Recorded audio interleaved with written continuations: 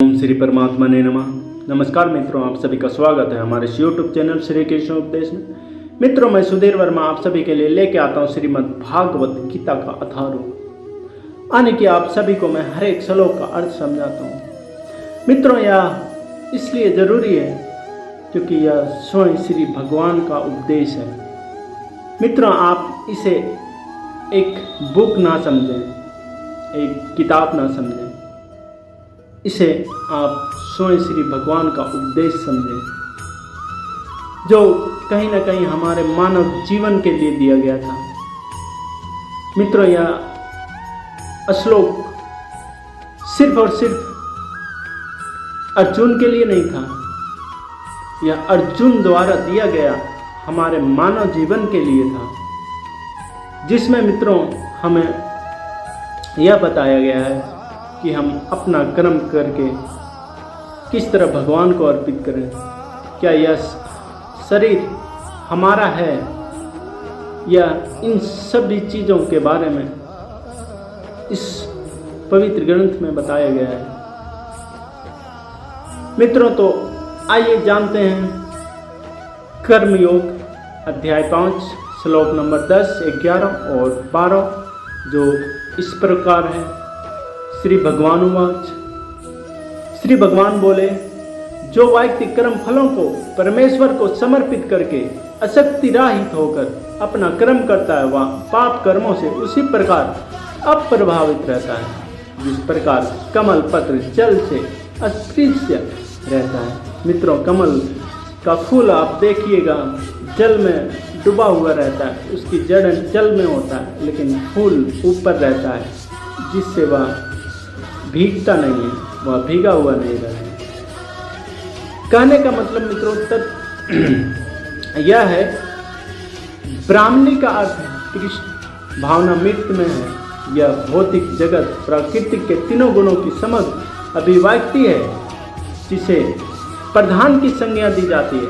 वेद मंत्र सर्व होत्परा मंडकयु उपनिषद तस्माद एतबरा नाम रूप मंत्र च जयते मुंडका उपनिषद 1.2.10 तथा भागवत गीता में 14.3 में मम से प्रकट है कि जगत की प्रत्येक वस्तु ब्रह्म की अभिव्यक्ति है, और अदापि कार्य भिन्न भिन्न रूप से प्रकट होते हैं, किंतु तो भी वे कारण से अभिन्न हैं। इस उपनिषद में कहा गया है कि सारी वस्तुएं परब्रह्म या कृष्ण से संबंधित है, अतः वे केवल उन्हीं के हैं जो यह भली भांति जानता है कि प्रत्येक वस्तु कृष्ण की है, और वे ही प्रत्येक वस्तु के स्वामी हैं। अतः प्रत्येक वस्तु भगवान की सेवा में ही नियोजित है। उसे स्वभाव शुभ अशुभ कर्मफलों से कोई प्रयोजन नहीं रहता। यहाँ तक कि विशेष प्रकार का कर्म संपन्न करने के लिए भगवान द्वारा प्रदत्त मनुष्य का शरीर भी कृष्ण भावना मृत कृष्ण भक्ति में संलग्न किया जा सकता है। तब यह पाप कर्मों के कालमश से वैसे ही परे रहता है जैसे कि कमल पत्र जल में रहकर भी भीगता नहीं। भगवान गीता 3.30 में भी कहते हैं, माई सर्वनि कर्मणि संन्यास, संपूर्ण कर्मों को मुझे यानी कि कृष्ण को समर्पित करो। तात्पर्य यह कि कृष्ण भक्ति विहीन पुरुष शरीर एवं इंद्रियों को अपना स्वरूप समझकर कर्म करता है, किंतु कृष्ण भावना भावित व्यक्ति कृष्ण भक्ति यह समझकर कर्म करता है कि यह देह कृष्ण की संपत्ति है, अतः इसे कृष्ण की सेवा में प्रवृत्त होना चाहिए। 11वां श्लोक।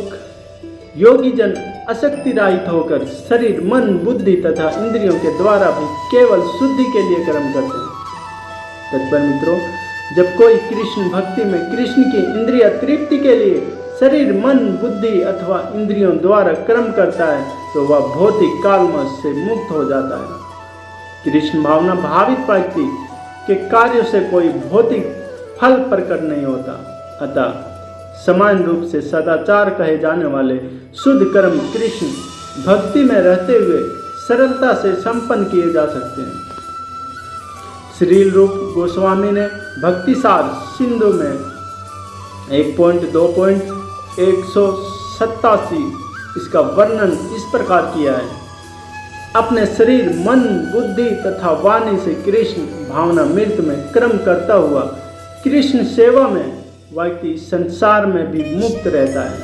भले ही वह तथा कथित अनेक भौतिक कार्यकलापों में व्यस्त क्यों न रहे, उसमें अहंकार नहीं रहता, क्योंकि वह इसमें विश्वास नहीं रखता कि वह भौतिक शरीर है अथवा यह शरीर उसका है। वह जानता है कि वह यह शरीर नहीं है और न यह शरीर ही उसका है। वह स्वयं कृष्ण का है और उसका यह शरीर भी कृष्ण की संपत्ति है। जब वह शरीर, मन, बुद्धि, वाणी, जीवन, संपत्ति आदि से उत्पन्न प्रत्येक वस्तु को जो भी उसके अधिकार में है कृष्ण की सेवा में लगाता है, तो वह तुरंत कृष्ण से जुड़ जाता है। वह कृष्ण से एक रूप हो जाता है और उस अहंकार से रहित होता है जिसके कारण मनुष्य सोचता है कि मैं शरीर हूँ। यही कृष्ण भक्ति की पुण्य अवस्था है। 12वां श्लोक। श्री भगवानुवाच। श्री भगवान बोले, निश्चल भक्त शुद्ध शांति प्राप्त करता है, क्योंकि वह समस्त कर्म फल मुझे अर्पित कर देता है। किंतु जो व्यक्ति भगवान से युक्त नहीं है और जो अपने कर्म का फल कामी है, वह बंध जाता है। मित्रों, इस दुनिया में वह बंध जाता है। तत्पर मित्रों, एक कृष्ण भावना भावित व्यक्ति तथा एक देहात्म बुद्धि वाले व्यक्ति में यह अंतर है कि पहला तो कृष्ण की प्राप्ति आसक्त रहता है, जबकि दूसरा अपने कर्मों के फल के प्रति आसक्त रहता है। जो व्यक्ति कृष्ण के प्रति आसक्त रहकर उन्हीं के लिए कर्म करता है, वह निश्चय ही मुक्त पुरुष है और उसे अपने कर्म फल की कोई चिंता नहीं होती। भागवत में किसी कर्म के फल की चिंता का कारण परम सत्य के ज्ञान के बिना द्वैत भाव में रहकर कर्म करना बताया गया है। कृष्ण श्री भगवान है। कृष्ण भावनामृत में कोई द्वैत नहीं रहता। जो कुछ विद्यमान है वह कृष्ण की शक्ति का प्रतिफल है और कृष्ण सर्वमंगलमय है। अतः कृष्ण भक्ति में संपन्न सारे कार्य परम पद है। वे दिव्य होते हैं और उनका कोई भौतिक प्रभाव नहीं पड़ता। इस कारण कृष्ण भक्ति में जीव शांति से पूरित रहता है। किंतु जो इंद्रिय तृप्ति के लिए लाभ के लोभ में फंसा रहता है, उसे शांति नहीं मिल सकती। यही कृष्ण भक्ति का रहस्य है। मित्रों, यह अनुभूति कि कृष्ण की अतिरिक्त कुछ भी नहीं है, शांति तथा अभय का पद है। धन्यवाद मित्रों, आप सभी को उम्मीद करते हैं अच्छा लगा हो। आप सभी से निवेदन है कि पेज को फॉलो, लाइक, सेव करें, सब्सक्राइब करें और